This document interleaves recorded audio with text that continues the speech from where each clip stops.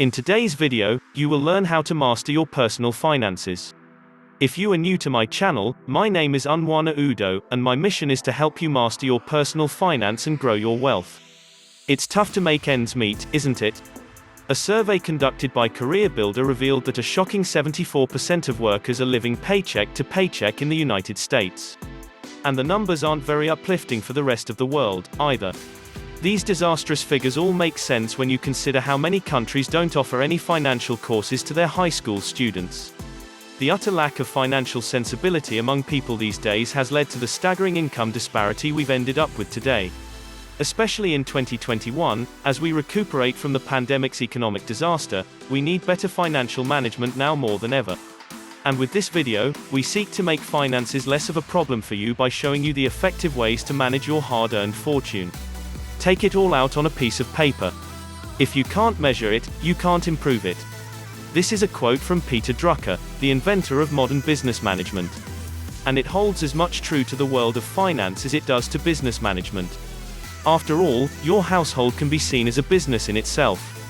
Keeping and updating a detailed record of your finances is the crux of financial management. The most important of work in managing finances happens here. So the first thing you need to do is take it all off your mind and on a piece of paper. How much do you earn? How much do you spend? What savings do you end up with? What utilities do you have to pay? Do this, so you can have a better overview of your financial situation. Plus, putting things on paper relieves your mind of some stress, so take this first step and grab a piece of paper or a spreadsheet if that's your thing. First, jot down any assets in your possession: property, vehicles, equipment, and against them, write in any liabilities. Liabilities are difficult to understand in comparison to assets. You can consider any benefits that you're enjoying today that might cost you in the future as liabilities. These include your student loans from college days, the mortgage on your house, the bank debt you once took out, and the taxes that you owe to the government. Next, write down any monthly or weekly expenses you may have. Categorize them into utilities, transport, food, rent, tuitions, and entertainment. However much you spend on each category, take a detailed note of that. And lastly, write down your monthly earnings. Your wages, however much you earn in a month through your job, however much your assets earn you, such as rent from the part of a duplex that you've rented out. If you struggle to record this information in detail, it's okay. Your records don't have to look very intricate at first. As long as you're accurately assessing each category and coming to at least a rough estimate of your expenses and income, you're doing just fine. This can take anywhere between a couple of hours to an entire day, so take your time with it. This information is fundamental if you wish to achieve any success managing your finances. This will serve as the basis of all the financial plans you're going to undertake now. And this brings us to budgeting.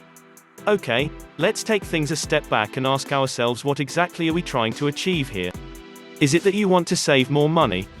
Or perhaps find a way to maximize your income, cut down on some of the expenses, find new opportunities to invest in new assets, or set aside some money for retirement?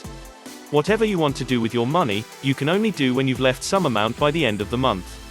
Saving some money aside after you're done with all the monthly expenses is the first step to break through the rat race of paycheck to paycheck living.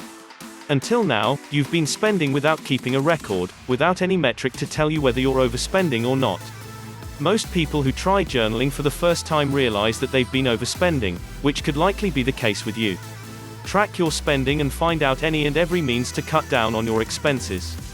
Try your best to live below your means. If you found value so far, hit the like button and consider subscribing to the channel for more great content on how to master your personal finance and grow your wealth. Do you really need to go on the monthly shopping spree, or could it wait until next month? Does your house really need a full-on renovation every year? Oh, a new iPhone is coming out. If the one you have works just fine, is supported by most applications, do you really need one? Try to be frugal with your hard-earned money. There's no reason you should live an extravagant lifestyle other than being socially pressured into it. Set aside some amount every month for an emergency fund. A reserve amount that'll come in handy in case hard times come knocking. You want this fund to be at least worth half a year's worth of your expenses.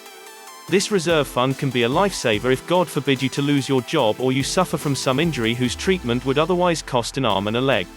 Once you have a certain amount set aside for emergencies, next is to pay off your debts. If you have ever taken any loans out in your life, the first thing you want to do after setting an emergency fund is paying them all off. The real problem here is the interest rate that accumulates and compounds to the point where it becomes impossible to pay off the debts. So the faster you work on paying your debts, the better. Now that you're financially independent, you can work on your investments. The best investment you can make, and the one that pays off indefinitely, is on yourself. Think of your career, your job, and ask yourself if it could benefit from the savings you've accumulated. Think of ways you can improve your work and increase your output.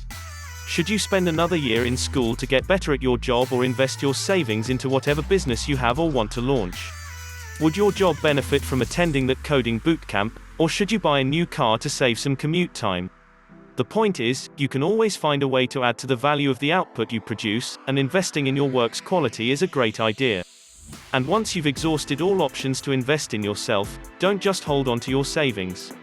Keep the emergency funds by all means, but holding on to anything above a year's worth of wages is actually a pretty bad idea in the long run.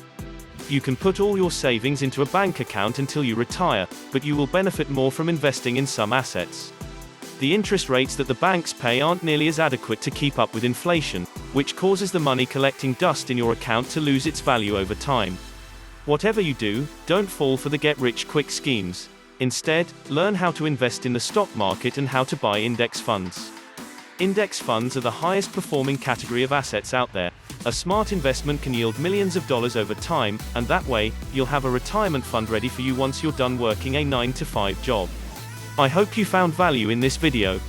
If you learned something valuable in this video, all I ask is that you share this video with someone you know that could benefit from it. The next videos on the screen contain information you will love. Click to watch them now.